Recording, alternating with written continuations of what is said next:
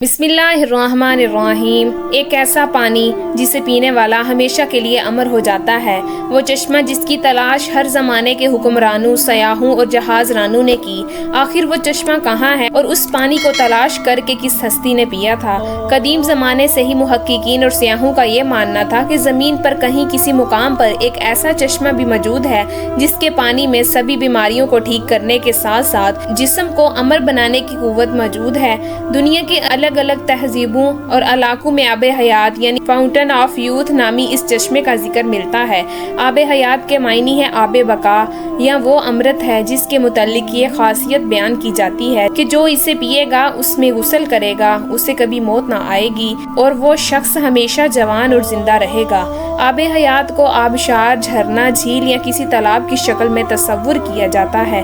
شروعات سے ہی دنیا میں کچھ ایسے لوگ رہے جو کافی امیر اور طاقتور تھے۔ ان لوگوں کو ہمیشہ ہی زندگی کے ختم ہو جانے کا یا بوڑھا ہونے کا ڈر ہوتا تھا، اس لیے ایسے لوگوں نے زمانہ قدیم میں اپنی بڑھتی ہوئی عمر کو روکنے اور اس سے پیچھے لے جانے کے طریقوں کی کھوج کرنے کی کوشش کی، جن میں عہد و وسطی کی مشہور بادشاہ اور جنرل شامل ہے۔ تاریخ میں آب حیات کا سب سے پہلا ذکر قدیم یونان کے مشہور تاریخ دان ہیرونوٹس کی تحریروں میں ملتا ہے۔ ہیرونوٹس نے اپنی کتاب ہسٹوریا میں افریقہ میں آباد ایک قدیم قبیلے کا ذکر کیا ہے جنہیں میکریوبین کہا جاتا ہے۔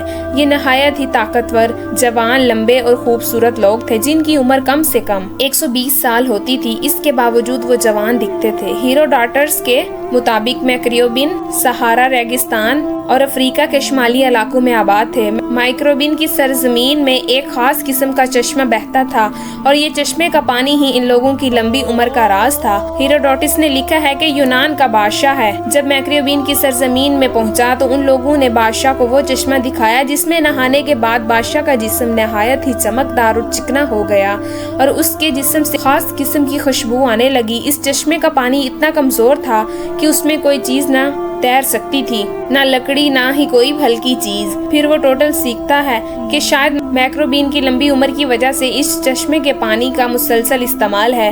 آب حیات کا ذکر اسلامی کتابوں میں بھی موجود ہے اور اس کے متعلق کئی روایات نقل کی گئی ہیں۔ لہٰذا آب حیات اور ذوالقرنین کے متعلق امام زین العابدین نے ایک طویل قصہ بیان کیا ہے جس کے مطابق ذوالقرنین جو اللہ کے ایک نیک بندے اور بادشاہ تھے، فرشتوں میں سے ایک فرشتہ ان کا دوست تھا جس کا نام رفائل تھا اور وہ آپ سے ملاقات کرتا تھا۔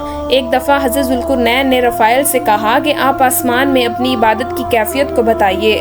اس پر رفائل رو پڑے اور کہا کہ آسمان میں ایسے فرشتے ہیں جو ہمیشہ حالت قیام میں رہتے ہیں، کبھی بیٹھتے نہیں، اور کچھ حالت سجدہ میں رہتے ہیں جو کبھی سر نہیں اٹھاتے اور کہتے کہ اے پروردگار، ہم نے تیری عبادت کا حق ادا نہیں کیا۔ یہ سن کر ذوالقرنین رو پڑے اور کہا کہ اے رفائل، میری خواہش ہے کہ مجھے لمبی عمر ملے تاکہ میں اسے اپنی رب کی اطاعت و عبادت میں لگاؤں۔ اس پر رفائل نے کہا، اللہ نے ایک چشمہ پیدا کیا ہے جس کا نام آب بقا یا آب حیات ہے، جس نے بھی اس چشمے کا پانی پی لیا اسے کبھی موت نہیں آئے گی، یہاں تک کہ وہ خود اللہ سے اپنی موت نہ مانگے۔ ذوالقرنین نے پوچھا، کیا اس جگہ کو جانتے ہو؟ اس نے کہا، نہیں، لیکن وہ چشمہ ایسی تاریخ اندھیری وادی میں ہے جس پر سے کبھی کسی انسان و جن کا گزر نہیں ہوا۔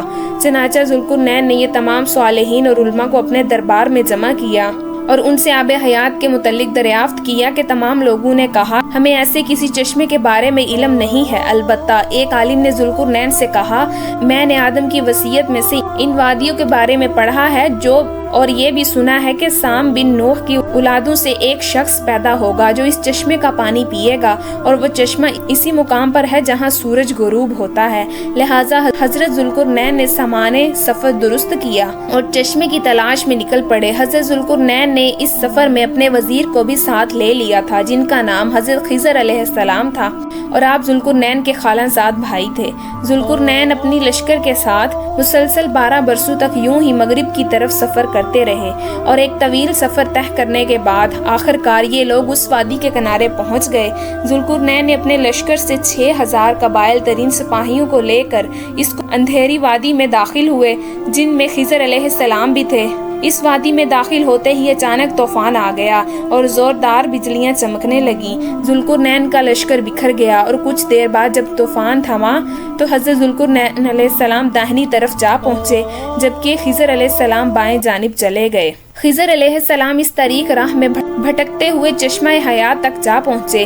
آپ کو شدید پیاس لگی تھی، لہٰذا آپ نے اس چشمے کا پانی پیا اور اس نے غسل کیا اور اس پانی سے وضو بنایا۔ یہ چشمہ دودھ سے زیادہ سفید اور شہد سے زیادہ میٹھا تھا۔ وہیں ذوالقرنین ان طریق وادیوں سے گزر کر باہر نکل آئے، لیکن انہیں وہ چشمہ نہیں ملا کیونکہ آب حیات ذوالقرنین کے مقدر میں نہیں تھا، جبکہ اس پانی کو پینے کی وجہ سے حضرت خضر علیہ السلام کو حیات جادوانی حاصل ہوئی اور آپ ہمیشہ زندہ رہیں گے۔ جبکہ ایک نظریہ یہ ہے کہ آب حیات زیر زمین یعنی انڈر گراؤنڈ دنیا میں موجود ہے۔ کئی سیاحوں نے زیر زمین دنیا کو گھونجنے کے دعوے بھی کیے ہیں، لہٰذا ممکن ہے کہ آب حیات زمین کے اندر کسی مقام پر موجود ہو اور تا قیامت اسے انسانی نظروں سے چھپا دیا گیا ہے۔